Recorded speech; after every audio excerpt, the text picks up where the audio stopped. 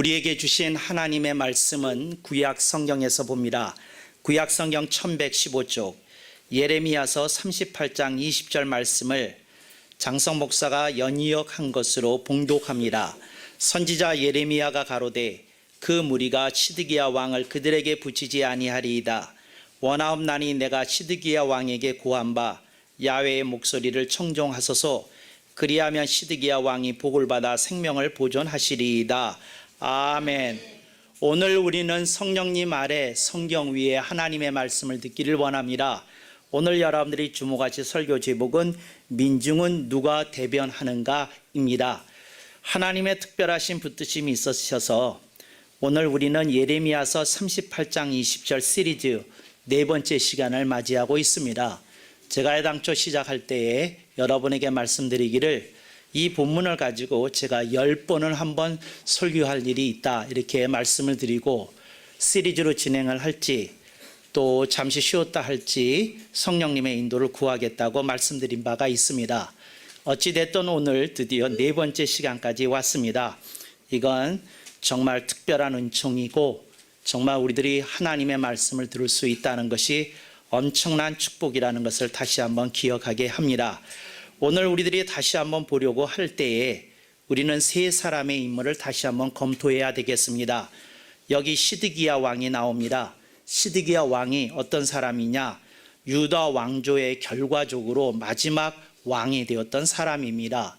대한제국의 마지막 황제 고종을 끝으로 대한제국이 그 왕조의 문을 내리게 되었던 것처럼 시드기야 왕을 끝으로 유다 왕조는 멸망을 고하게 됩니다.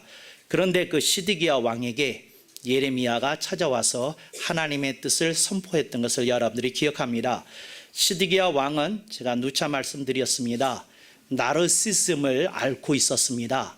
네, 이걸 나르시즘을 한국말로 마땅히 번역할 용어가 없는데 제가 번역해서 쓰는 단어는 자영주의입니다. 스스로자, 그림자영, 주의는 여러분이 아실 거고요. 이게 무슨 말이냐면 자기 생각과 마음속에 일어난 그 어떤 그림자가 본인을 어둡게 만들고 본인이 그 속에 갇히게 된다 하는 걸 나르시즘을 자영이라고 스스로 만든 그림자로 제가 표현해 본 것입니다. 사람은 일정한 정도의 나르시즘을 누구나 앓습니다. 근데 그건 예수를 잘 믿는 사람일지라도 예외는 아닙니다.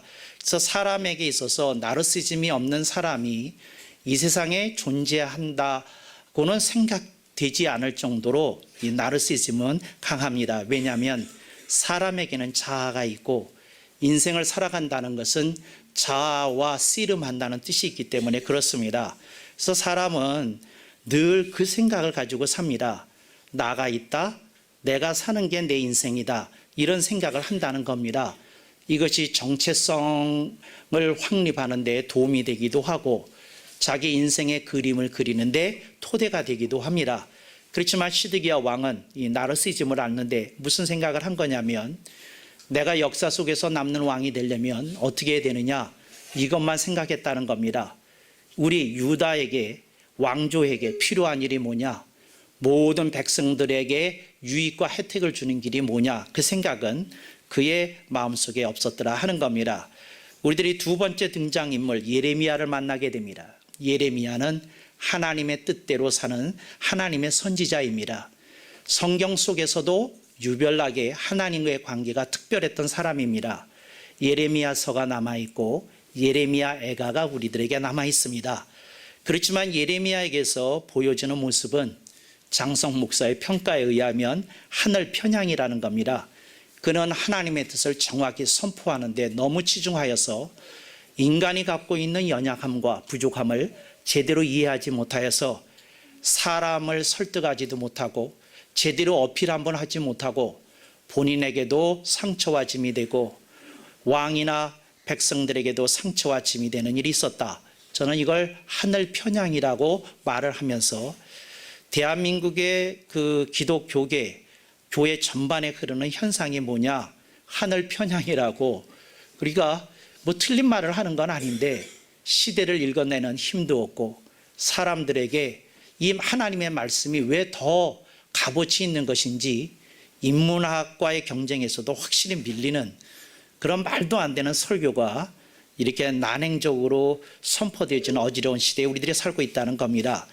그런데 오늘 저는 세 번째 개념, 오늘 본문 속에서는 보이지 않지만 본문의 바닥 속에 깔려있는 사람들을 주목하고자 합니다. 그걸 민중이라고 제가 불러봅니다. 그런데 이 민중이라고 말을 할 때에 민중에 대한 개념을 제가 또 설명을 드려야 되겠습니다. 이게 민중이라고 그럴 때 첫째, 그냥 구약식으로 번역을 하면 백성들 이렇게 얘기할 수 있습니다. 또 21세기 한국어로 번역하면 국민들 이럴 수도 있습니다. 또 세 번째는 대다수의 국민들 이렇게 번역할 수도 있습니다. 근데 제가 생각하는 이 민중이라고 하는 개념은 민중신학에서 말하는 그 어떤 민중하고는 조금 다릅니다만 어떤 의미냐면 예를 들어서 한국 전쟁이 한국 반도에 전개되어집니다. 그래서 북한군, 중공군하고 한국군하고 미군이 또 국제연합군이 이렇게 이제 엄청난 전쟁을 우리 조국의 산하에서 벌려지게 됩니다. 그러면 너나 할 것 없이 국민 전체가 전쟁의 참화를 겪게 되고 전쟁의 소용돌이에서 벗어나지 못합니다. 그랬을 때 국민 전체를 일컫는 말을 저는 민중이라는 단어를 쓴 겁니다. 그러니까 여러분들이 제가 민중이라는 단어를 그런 개념으로 썼다 이렇게 이해하시면 좋겠습니다. 근데 민중은 누가 대변하는 것이냐 하는 겁니다. 힐러리 클린턴이 대통령 출마 선언을 하고 민주당 예선에 나서기로 하였습니다. 그러면서 유명한 자신의 그 출마의 변을 하면서 자기는 아메리카를 위한 그 챔피언이 되고 싶다. 이제 이런 얘기를 했어요. 그랬는데 그 한국 그 외신 기자들이 번역을 하기를 빌 클린턴이 아메리카의 챔피언이 되고 싶다고 얘기를 했다. 이제 이렇게 번역을 했어요. 근데 그때의 의미는 뭐냐면 모든 정적들하고의 경쟁에서 이겨서 내가 대통령이 되겠다. 뭐 이런 의미로 이렇게 이해하고 번역을 했던 것 같아요. 이 영어가 되게 어려운 거는요. 한국말보다 훨씬 불합리한 언어입니다. 그래서 왜 제가 한국말보다 훨씬 불합리한 영어라고 얘기를 하느냐면 I wanna be the champion for America 이렇게 얘기했을 때 그 챔피언을 대변자로 알아들을 사람이 얼마나 될까 하는 생각이 내 생각이에요. 근데 그때의 말은 권투에서 챔피언이 된다 그런 챔피언이 아니고 대변자가 되겠다 하는 말입니다. 그래서 여러분 이 민중은 누가 대변하는 겁니까? 국민 절대 다수는 누가 대변하는 겁니까? 예를 그냥 빗대어서 설명하겠습니다. 세월호에 관련된 현안은 세월호 유가족 협의회가 자신들의 입장을 대변합니다. 또 그 야당은 야당의 입장을 대변합니다. 여당은 여당의 입장을 대변합니다.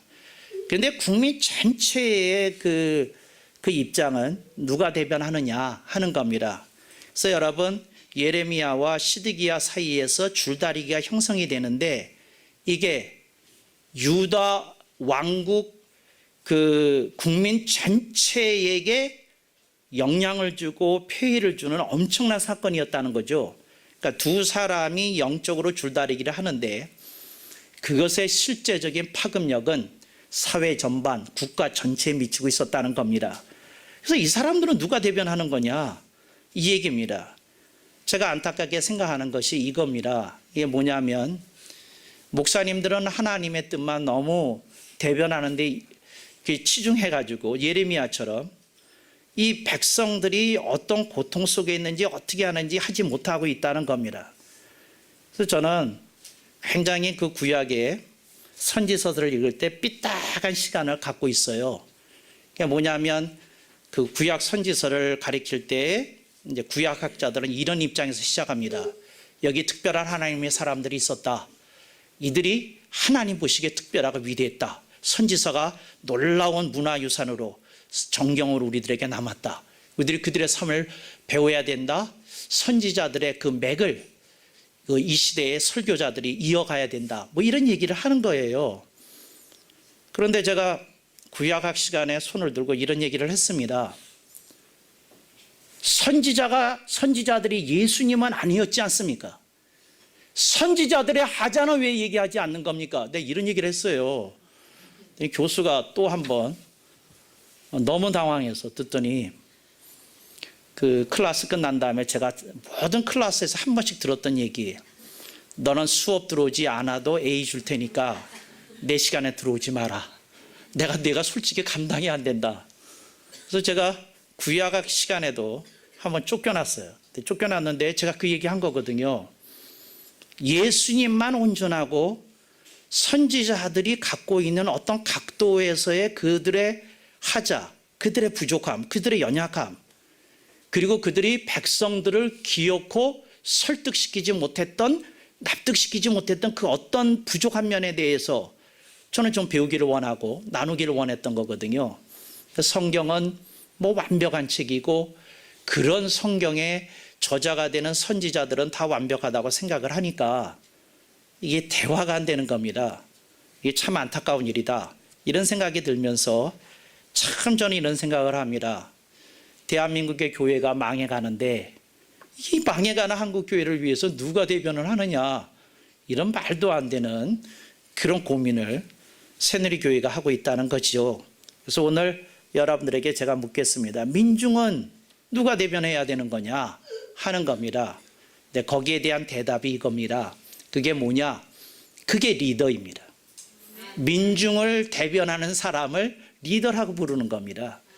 국민 전체를 보고 국민 전체에게 유익과 혜택이 나가도록 그런 삶을 위해서 부족하지만 자기의 역량의 한계 내에서 헌신하는 사람, 수고하는 사람, 그런 길을 걸어가는 사람을 리더라고 불러야 된다는 겁니다. 그래서 저는 여러분에게 이렇게 얘기합니다. 우리 그 어느 누구도 완벽하지 않습니다. 그 어느 누구도 그렇게 완덕의 소유자라고 자부할 만큼 그런 사람 쉽지 않습니다. 그렇지만 이 시대가 필요한 리더들이 있는데 그 리더들이 국민 전체를 바라보고 나가야 되는 게 그게 너무 당연한 일인데 그게 안 된다 하는 사실이 참 안타깝다. 이게 정말 안타깝다 하는 생각입니다. 제가 야당을 보면서 안타깝게 느끼는 얘기가 이런 겁니다. 언제까지 호남을 붙들고 늘어질 거냐는 겁니다. 제가 여당에 느끼는 안타까움도 똑같습니다. 언제까지 영남이라는 이슈를 붙들고 그렇게까지 갈 거냐는 겁니다.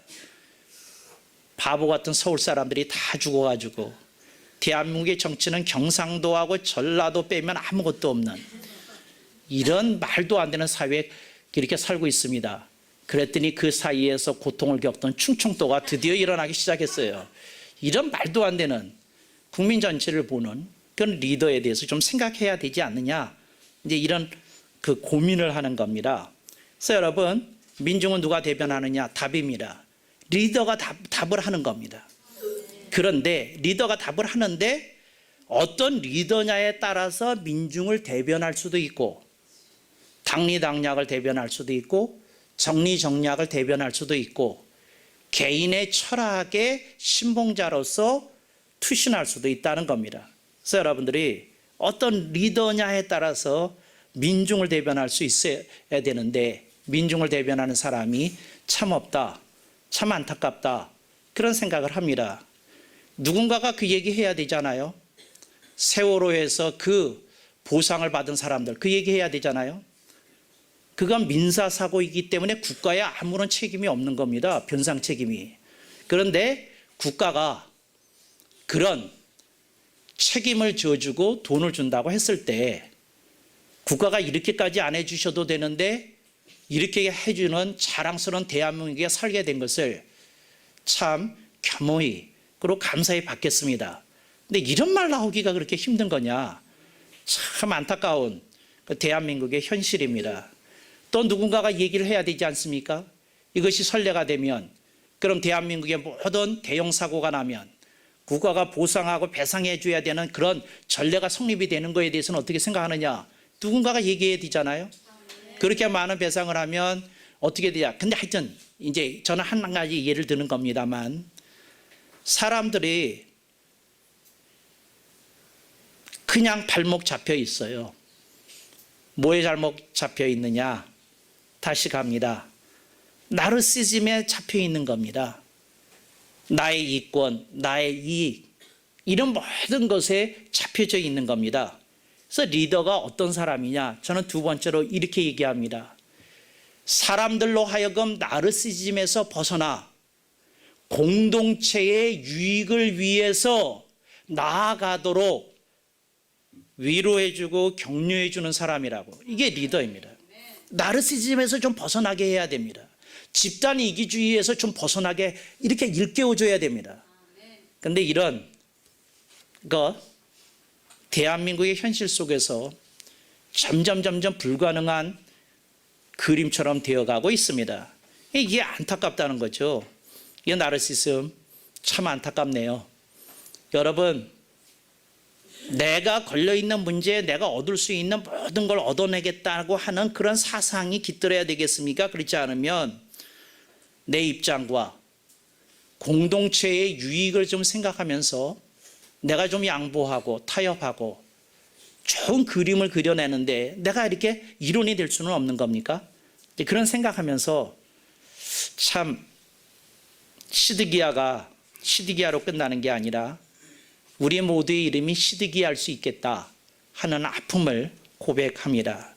세 번째로 리더가 뭐냐? 리더가 뭐냐면 하늘의 뜻이라는 이름으로 하늘 편향에 치우칠 수 있다는 것을 자각하고 하늘 중심으로 줄다리기를 끝까지 하는 사람이라고 저는 생각합니다.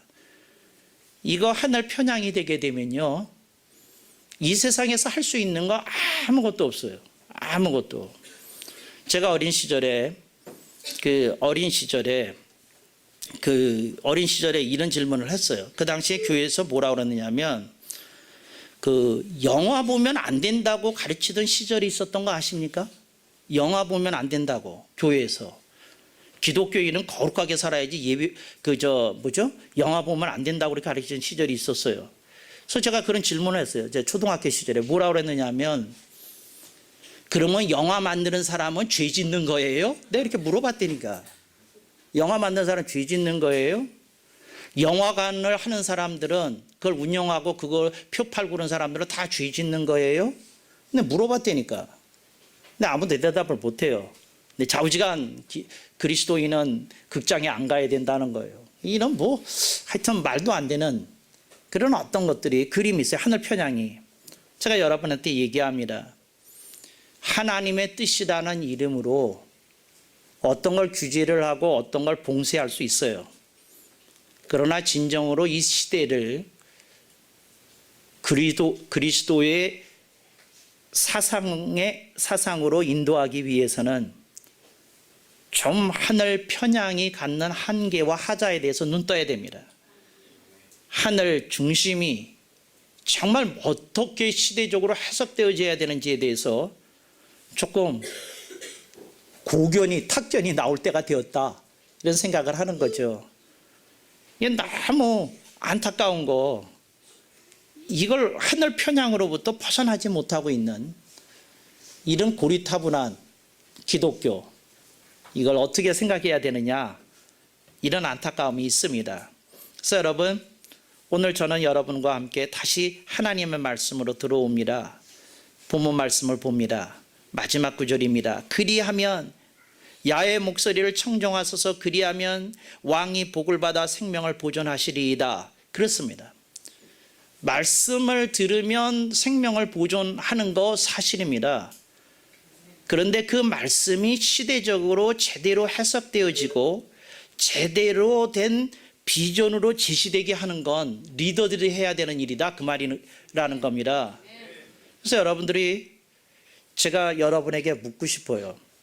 정치가들은 그냥 내버려 두고 어차피 안 되는 사람들이니까, 여러분 집에서 자녀하고 대화를 할 때에 그냥 이렇게 법 조항만 선포하십니까? 그러자면 비전이 나누어집니까? 이건 안 된다, 이거 고쳐라, 어쩌고 저쩌고. 그거 아십니까? 여러분들이 자녀 교육을 할 때 수많은 법을 만들으셔서 선포하고 계시고 계속 있는 거 아십니까? 이제 법 선포를 일단 했기 때문에 그 다음에 뭐가 따라야 됩니까?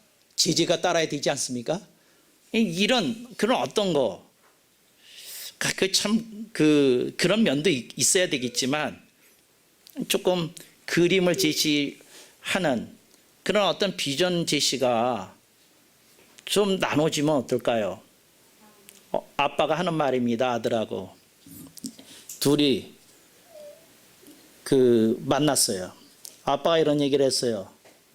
너 엄마한테 허락받고 아빠 회사로 토요일 오후 3시에 와라.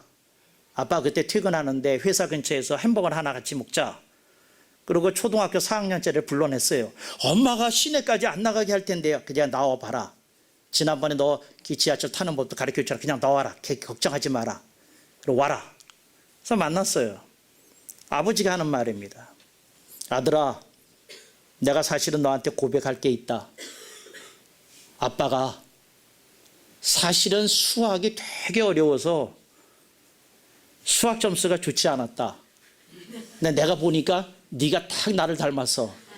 수학 공부가 그렇게 힘든 거 내가 이해가 된다. 이런 비전을 좀 나눠주셔야지. 아빠들 하는 얘기 들어보면 아빠들은 전부 다 우등생이었던 것 같아요.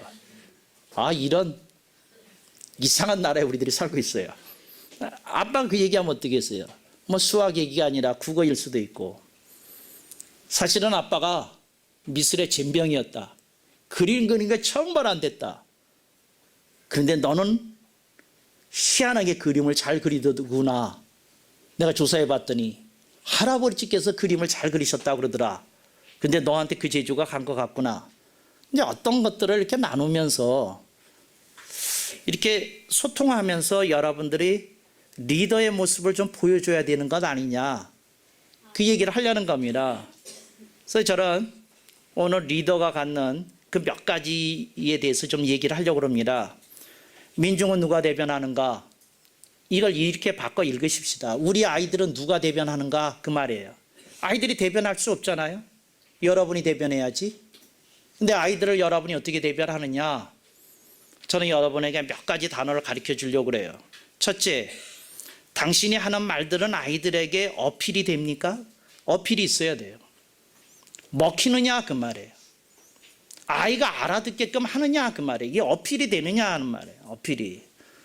근데 이게 어필이 안 되면 여러분들은 법관이 되셔서 법률 선포를 하고 계시는 중입니다. 근데 왜 안 웃으시는 거예요? 그거 되게 언짢으신가 보다. 근데 하여튼 어필이 돼야 됩니다. 아멘도 안 하시고. 두 번째, 제가 여러분에게 얘기합니다. 아이들하고 얘기할 때 이미지를 사용하셔야 됩니다.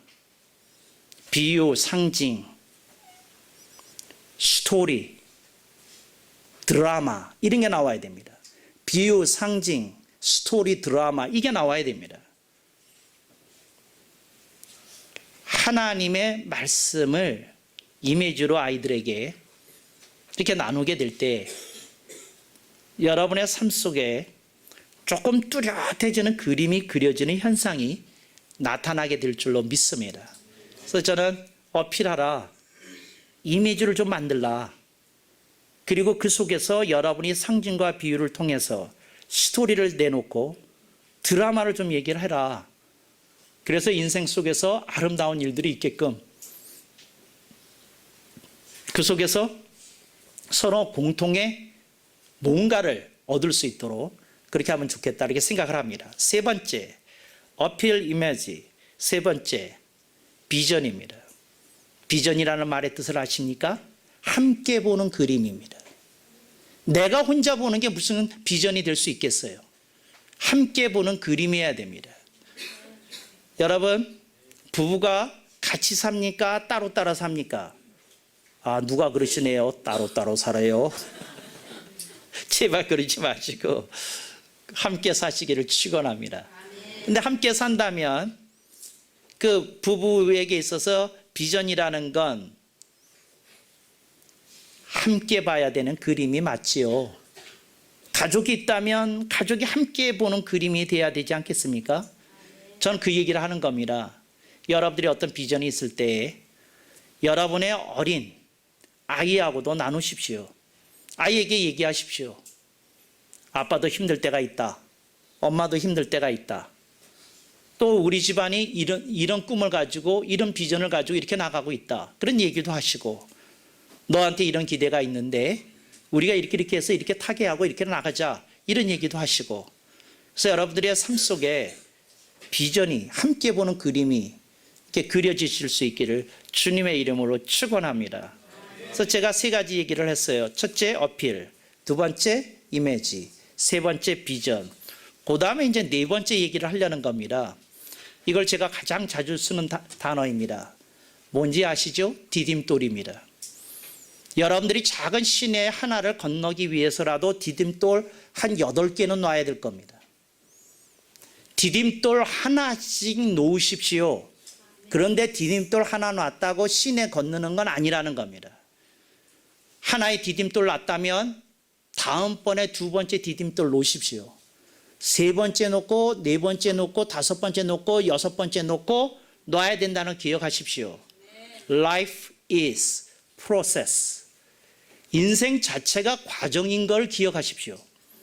인생 자체에 완성이라는 그림은 없습니다. 여러분들이 디딤돌 하나씩 놓고 가면 그 돌 하나였는데 그것이 하나의 교량을 형성하게 되리라는 걸 여러분들이 보게 될 것입니다. 내 디딤돌 하나씩 놓아가라는 거죠. 근데 저는 인생에서 이렇게 생각을 해요. 디딤돌이라는 건 서로 놓는 겁니다. 아빠 엄마가 놓는 디딤돌이 있고 애들이 깨닫고 놓는 디딤돌이 있고 그러면서 서로 이렇게 만나는 거죠. 이게 참 아름다운 건데 왜 7월 칠성날 되면 견우직녀가 만나지 않습니까? 그 오작교에서 그렇지 않습니까? 그러니까 까마귀하고 참새가 이 다리를 놔줘가지고 이 오작교가 형성이 되지 않습니까? 그런데 저는 이런 생각을 하는 거예요. 무슨 생각을 하느냐 하면 부모와 자식들이 디딤돌을 놓으면 그 교량이 형성이 되지 않을까. 그래서 제가 그냥 용어를 만들었어요. 뭐냐 7월 칠석에는 오작교 놓으시고 어린이날에는 친자교 놓으십시오. 부모 친, 자녀자, 친자교 놓으십시오. 디딤돌 하나씩 놓아가는 겁니다. 매년 하나씩 놓아가다 보면 교량이 완성되지 않겠습니까? 오고 가지 않겠습니까? 근데 그런 생각을 하는 거죠. 예레미야가 시드기 왕을 만나러 갔을 때 저는 이게 마음에 걸려요. 뭐가 마음에 걸리냐면 담판을 하러 갔다는 거죠. 담판을. 예레미야는 진작에 시드기야 왕에게 가면서 다리를 좀 놨어야 됩니다. 디딤돌을 놨어야 됩니다. 한 번 놓고 두 번 놓고 세 번 놓고 네 번 놓고 그랬어야 됩니다. 단판이 아니라. 저는 예레미야에게서 이걸 보여옵니다. 우리가 자녀들을 교육을 할 때 너무 단판 위주로 나가는 건 아닌가. 우리가 좀 디딤돌을 놓겠다는 생각을 가지고 좀 길게 보고 우리 아이들에게 조금 그 과정을 좀 허락하는 그런 것이 있을 때 우리 아이들이 좀 느긋하고 넉넉하게 인물로 커가게 되리라고 믿습니다. 그런 가정들이 되시기를 축원합니다. 아멘.